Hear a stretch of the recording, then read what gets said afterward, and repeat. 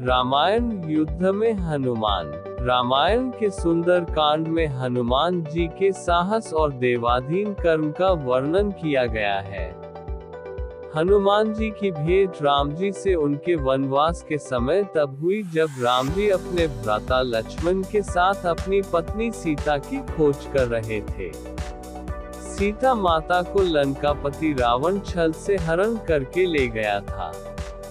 सीता जी को खोजते हुए दोनों भ्राता ऋषिमुख पर्वत के समीप पहुंच गए, जहां सुग्रीव अपने अनुयायियों के साथ अपने ज्येष्ठ भ्राता बाली से छिपकर रहते थे। वानर राज बाली ने अपने छोटे भ्राता सुग्रीव को एक गंभीर मिथ्याबोध के चलते अपने साम्राज्य से बाहर निकाल दिया था और वो किसी भी तरह से सुग्रीव के तर्क को सुनने के लिए तैयार नहीं था। साथ ही बाली ने सुग्रीव की पत्नी को भी अपने पास बलपूर्वक रखा हुआ था। राम और लक्ष्मण को आता देख सुग्रीव ने हनुमान को उनका परिचय जानने के लिए भेजा। हनुमान एक ब्राह्मण के वेश में उनके समीप गए। हनुमान के मुख से प्रथम शब्द सुनते ही श्रीराम ने लक्ष्मण से कहा कि कोई भी बिना वेद पुराण को जाने ऐसा नहीं बोल सकता जैसा इस ब्राह्मण ने बोला। राम जी को उस ब्राह्मण के मुख, नेत्र, माथा, भौं या अन्य किसी भी शारीरिक संरचना से कुछ भी मिथ्या प्रतीत नहीं हुआ। राम जी ने लक्ष्मण से कहा कि इस ब्राह्मण के मंत्रमुग्ध उच्चारण को सुन के तो शत्रु भी अस्त्र त्याग देगा।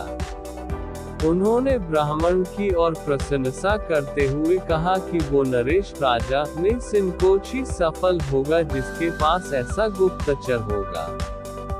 श्री राम के मुख से इन सब बातों को सुनकर हनुमान जी ने अपना वास्तविक रूप धारण किया और श्री राम के चरणों में नतमस्तक हो गए।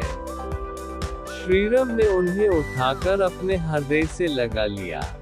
उसी दिन एक भक्त और भगवान का हनुमान और प्रभु राम के रूप में अटूट और अनश्वर मिलन हुआ। तत्पश्चात हनुमान ने श्री राम और सुग्रीव की मित्रता करवाई।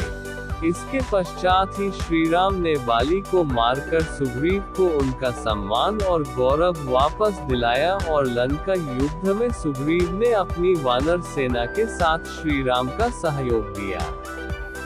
सीता माता की खोज में वानरों का एक दल दक्षिण तट पे पहुंच गया, मगर इतने विशाल सागर को लांघने का साहस किसी में भी नहीं था। स्वयं हनुमान भी बहुत चिंतित थे कि कैसे इस समस्या का समाधान निकाला जाए। उसी समय जामवंत और बाकी अन्य वानरों ने हनुमान को उनकी अद्भुत शक्तियों का स्मरण कराया। अपनी शक्तियों का स्मरण होते ही हनुमान ने अपना रूप विस्तार किया और पवन वेग से सागर को उनके पार करने लगे। रास्ते में उन्हें एक पर्वत मिला और उसने हनुमान से कहा कि उनके पिता का उसके ऊपर ऋण है। साथ ही उस पर्वत ने हनुमान से थोड़ा विश्राम करने का भी आग्रह किया, मगर हनुमान ने किंचित मात्र भी समय व्यर्थ न करते हुए पर्वतराज को धन्यवाद किया और आगे बढ़ चले। आगे चलकर उन्हें एक राक्षसी मिली जिसने कि उन्हें अपने मुख में घुसने की चुनौती दी। परिणामस्वरूप हनुमान ने उस राक्षसी की चुनौती को स्वीकार किया और बड़ी ही चतुराई से अति लघु रूप धारण करके राक्षसी के मुख में प्रवेश करके बाहर आ गए। अंत में उस राक्षसी ने संकोच पूर्वक ये स्वीकार किया कि वो उनकी बुद्धिमत्ता की परीक्षा ले रही थी। आखिरकार हनुमान सागर पार करके लंका पहुँचे और लंका की शोभा और सुंदरता को देखकर आश्चर्यचकित रह गए। और उनके मन में इस बात का दुख भी हुआ कि यदि रावण नहीं माना तो इतनी सुंदर लंका का सर्वनाश हो जाएगा। तत्पश्चात हनुमान ने अशोक वाटिका में सीता जी को देखा और उनको अपना परिचय बताया। साथ ही उन्होंने माता सीता को सांत्वना दी और साथ ही वापस प्रभु श्री राम के पास साथ चलने का आग्रह भी किया। मगर माता सीता ने ये कहकर अस्वीकार कर दिया कि ऐसा होने पर श्रीराम के पुरुषार्थ को ठेस पहुंचेगी। हनुमान ने माता सीता को प्रभु श्रीराम के संदेश का ऐसे वर्णन किया जैसे कोई महान ज्ञानी लोगों को ईश्वर की महानता के बारे में बताता है। माता सीता से मिलने के पश्चात हनुमान प्रतिशोध लेने के लिए लंका को तहस नहस करने लगे। उनको बंदी बनाने के लिए रावण पुत्र मेघनाद इंद्रजीत ने ब्रह्मास्त्र का प्रयोग किया। ब्रह्मा जी का सम्मान करते हुए हनुमान ने स्वयं को ब्रह्मास्त्र के बंधन में बंधने दिया। साथ ही उन्होंने विचार किया कि इस अवसर का लाभ उठाकर वो लंका के विख्यात रावण से मिल भी लेंगे और उसकी शक्ति का अनुमान भी लगा लेंगे। इन्हीं सब बातों को सोचकर हनुमान ने स्वयं को रावण के समक्ष बंदी बनकर उपस्थित होने दिया। जब उन्हें रावण के समक्ष लाया गया तो उन्होंने रावण को प्रभु श्रीराम का चेतावनी भरा संदेश सुनाया और साथ ही ये भी कहा कि यदि रावण माता सीता को आदर पूर्वक प्रभु श्रीराम को लौटा देगा तो प्रभु उसे क्षमा कर देंगे। क्रोध में आकर रावण ने हनुमान को मृत्युदंड देने का आदेश दिया, मगर रावण के छोटे भाई विभीषण ने ये कहकर बीच बचाव किया कि एक दूत को मारना आचार संहिता के विपरीत है। ये सुनकर रावण ने हनुमान की पूंछ में आग लगाने का आदेश दिया।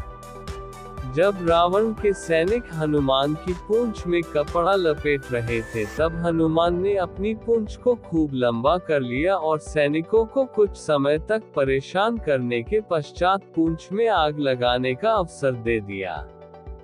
पूंछ में आग लगते ही हनुमान ने बंधन मुक्त होकर लंका को जलाना शुरू कर दिया और अंत में पूंछ में लगी आग को समुद्र में बुझाकर वापस प्रभु श्रीराम के पास आ गए। लंका युद्ध में जब लक्ष्मण मूर्छित हो गए थे तब हनुमान जी को ही द्रोणागिरी पर्वत पर से संजीवनी बूटी लाने भेजा गया, मगर वो बूटी को भली भांति पहचान नहीं पाए और पुनः अपने पराक्रम का परिचय देते हुए वो पूरा द्रोणागिरी पर्वत ही रणभूमि में उठा लाए और परिणाम स्वरूप लक्ष्मण के प्राण की रक्षा की। भावुक होकर श्रीराम ने हनुमान को हृदय से लगा लिया और बोले कि हनुमान, तुम मुझे भ्राता भरत की भांति ही प्रिय हो। हनुमान का पंचमुखी अवतार भी रामायण युग की ही एक घटना है।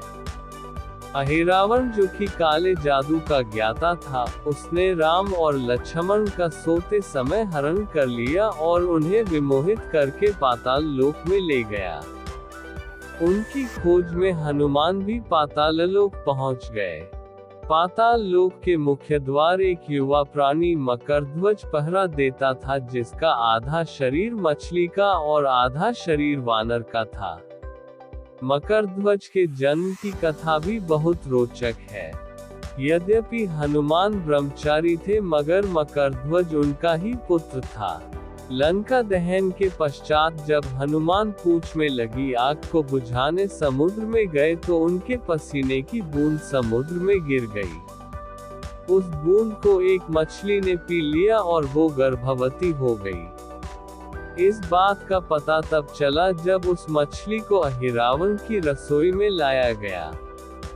मछली के पेट में से जीवित बचे उस विचित्र प्राणी को निकाला गया। अहिरावण ने उसे पालकर बड़ा किया और उसे पातालपुरी के द्वार का रक्षक बना दिया। हनुमान इन सभी बातों से अनभिज्ञ थे। यद्यपि मकरध्वज को पता था कि हनुमान उसके पिता हैं, मगर वो उन्हें पहचान नहीं पाया क्योंकि उसने पहले कभी उन्हें देखा नहीं था। जब हनुमान ने अपना परिचय दिया तो वो जान गया कि ये मेरे पिता हैं, मगर फिर भी उसने हनुमान के साथ युद्ध करने का निश्चय किया क्योंकि पातालपुरी के द्वार की रक्षा करना उसका प्रथम कर्तव्य था। हनुमान ने बड़ी आसानी से उसे अपने अधीन कर लिया और पातालपुरी के मुख्य द्वार पर बांध दिया। पातालपुरी में प्रवेश करने के पश्चात हनुमान ने पता लगा लिया कि अहिरावण का वध करने के लिए उन्हें 5 दीपकों को एक साथ बुझाना पड़ेगा। अतः उन्होंने पंचमुखी अवतार श्री वराह, श्री नरसिम्हा, श्री गरुण, श्री हयग्रीव और स्वयं धारण किया और एक साथ में 5 दीपकों को बुझाकर अहिरावण का अंत किया। अहिरावण का वध होने के पश्चात हनुमान ने प्रभु श्री राम के आदेशानुसार मकरध्वज को पातालपुरी का नरेश बना दिया। युद्ध समाप्त होने के साथ ही श्री राम का 14 वर्ष का वनवास भी समाप्त हो चला था। तभी श्री राम को स्मरण हुआ कि यदि वो वनवास समाप्त होने के साथ ही अयोध्या नहीं पहुँचे तो भरत अपने प्राण त्याग देंगे। साथ ही उनको इस बात का भी आभास हुआ कि उन्हें वहां वापस जाने में अंतिम दिन से थोड़ा विलंब हो जाएगा। इस बात को सोचकर श्री राम चिंतित थे, मगर हनुमान ने अयोध्या जाकर श्री राम के आने की जानकारी दी और भरत के प्राण बचाकर श्री राम को चिंता मुक्त किया। अयोध्या में राज्याभिषेक होने के बाद प्रभु श्री राम ने उन सभी को सम्मानित करने का निर्णय लिया जिन्होंने लंका युद्ध में रावण को पराजित करने में उनकी सहायता की थी। उनकी सभा में एक भव्य समारोह का आयोजन किया गया जिसमें पूरी वानर सेना को उपहार देकर सम्मानित किया गया। हनुमान को भी उपहार लेने के लिए बुलाया गया। हनुमान मंच पर गए मगर उन्हें उपहार की कोई जिज्ञासा नहीं थी।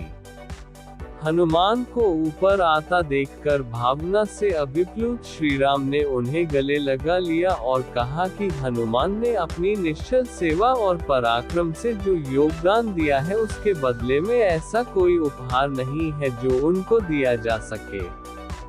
मगर अनुराग स्वरूप माता सीता ने अपना एक मोतियों का हार उन्हें भेंट किया। उपहार लेने के उपरांत हनुमान माला के एक मोती को तोड़कर देखने लगे। ये देखकर सभा में उपस्थित सदस्यों ने उनसे इसका कारण पूछा तो हनुमान ने कहा कि वो ये देख रहे हैं मोतियों के अंदर उनके प्रभु श्री राम और माता सीता हैं कि नहीं, क्योंकि यदि वो इनमें नहीं है तो इस हार का उनके लिए कोई मूल्य नहीं है।